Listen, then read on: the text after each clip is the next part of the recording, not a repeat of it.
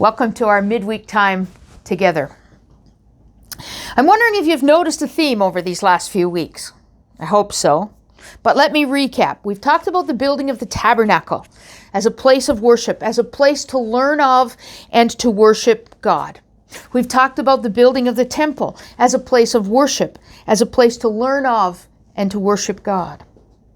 This week we're going to feature the temple again and the theme of worship.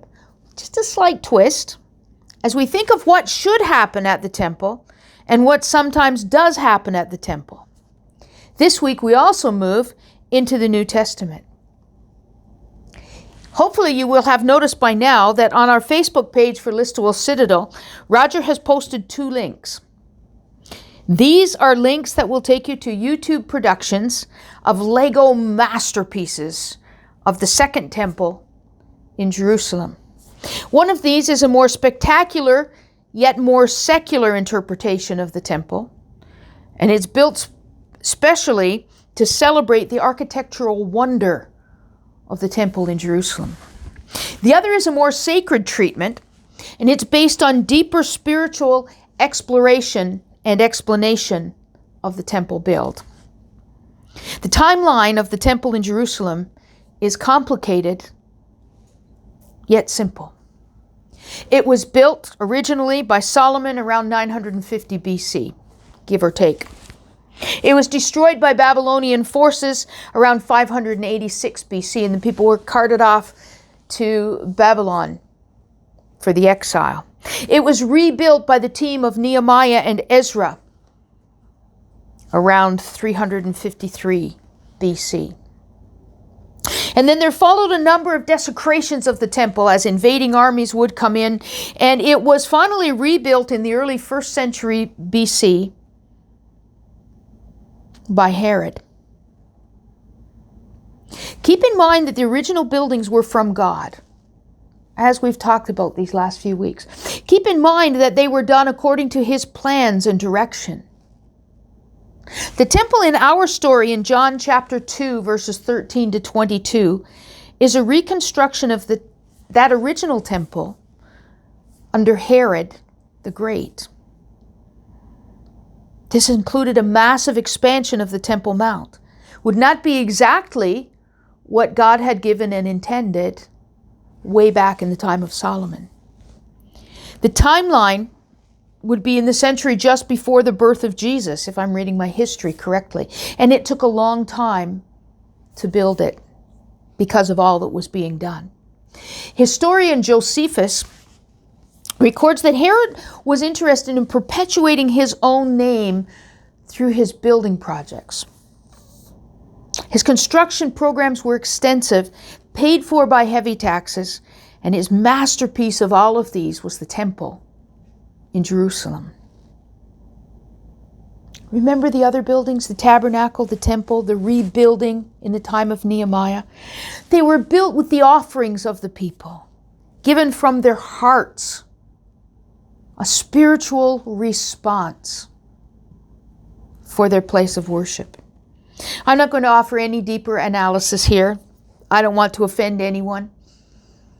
I could actually be way off base.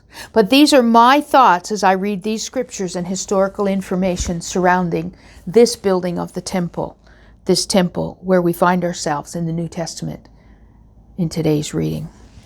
Interestingly, through the timeline of the lives of the various configurations of the temple, Jewish documentation and historical interpretation of the prophets indicates that the temple will be destroyed because of the wickedness of the people, or of their neglect of their relationship with God.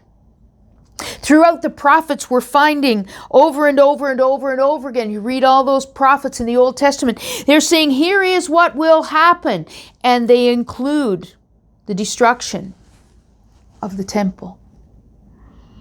In our scripture for this Sunday, John chapter 2, 13 to 22, we find Jesus responding to what is happening within the walls of the temple. And he also says the temple will be destroyed. This temple, built as a place of worship to God, as a reminder of His presence among the people, as a sign that he is their God and they are his people. It faces over 1,000 years of conflict and destruction and rebuilding.